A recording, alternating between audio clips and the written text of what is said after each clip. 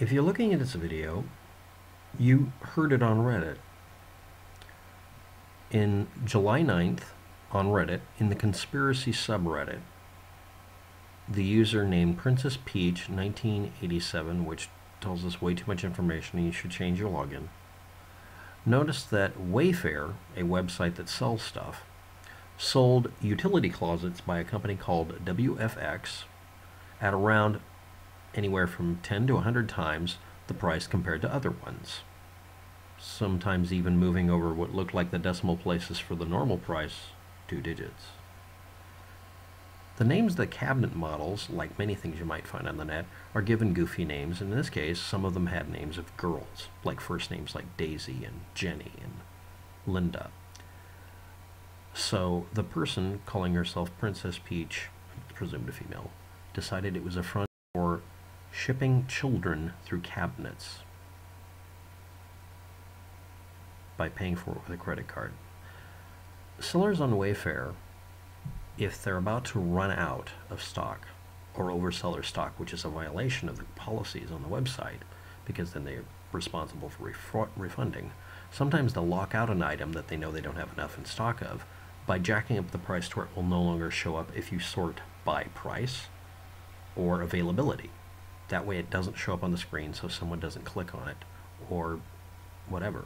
And this is not a violation of their policies, normally. It removes it from the search engine, search system.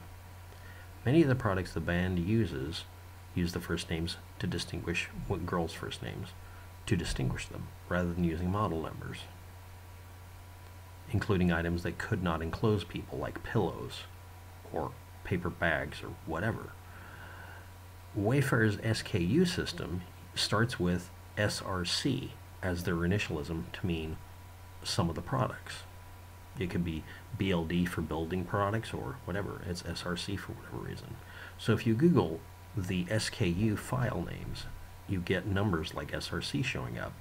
You'll get Russian modeling agencies that use random numbers for the pictures for their models, and SRC, being SRC Models, also happens to have children that work through them because they are agents for the models to get them gigs doing photography work.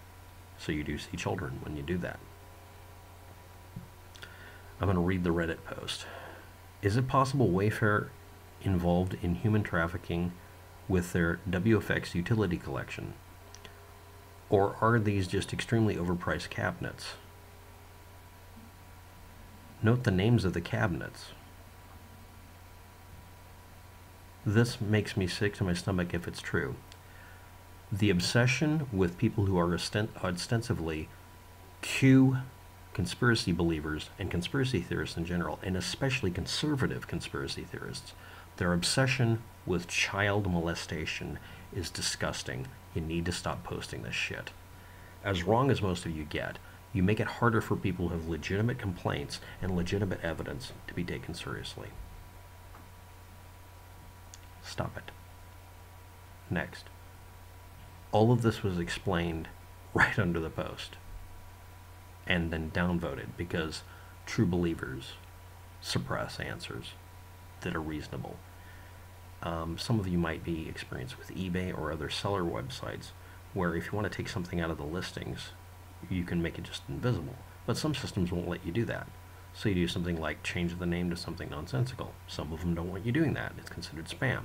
But if you jack the price up to where nobody can afford it, they don't have a problem with it. So that's the behavior of that particular seller for that particular product that day. And then the next assertion is, Wayfair said there was something wrong with this. Yes, it's because someone was gaming the system before that day that would let them hide things because they were running out of stock. I've sold things on eBay at one time, and once I was selling something, if I got a bunch of orders, I had to stop having the thing visible. But eBay wouldn't let me take it down, so I had to do something like scramble up the name, which they let me do. That way they wouldn't find it anymore, and I could tell everybody, I can't send it to you, I've run out. I only had like 20 items, it said there, but the system didn't catch up. So a bunch of people set up orders and I had to refund them immediately. Within system that was okay, but eBay would leave it screwed up so they could collect a fee from both of us. So a lot of us started figuring out we should make sure we have our own timers. So we made our own timers. And eBay blocked that because they wanted to get that refund money. Wayfair may have done the same thing at one point. So a bunch of sellers figured out, if we jack the price up by taking the last 2 digits, removing the decimal place, and moving it over here, literally remove the decimal point, it shifts it over, and it, almost all of them ended in zeros. That's because it moved over 100 times or whatever the price tag. That's it. So if it was $10,000 or whatever, $1,300, $10,000, $13,000, it was originally a lower price by maybe a factor of 10 or 100 to 1. You can figure out what the price would have been. Maybe. Or maybe they just cut and paste a random price tag in it. I would have just shifted it over personally. Anyway, there's your answer, and if you don't like it, that's fine, but people are going to find this response, and this is more sane. Thanks for watching. Have a good day. Good luck.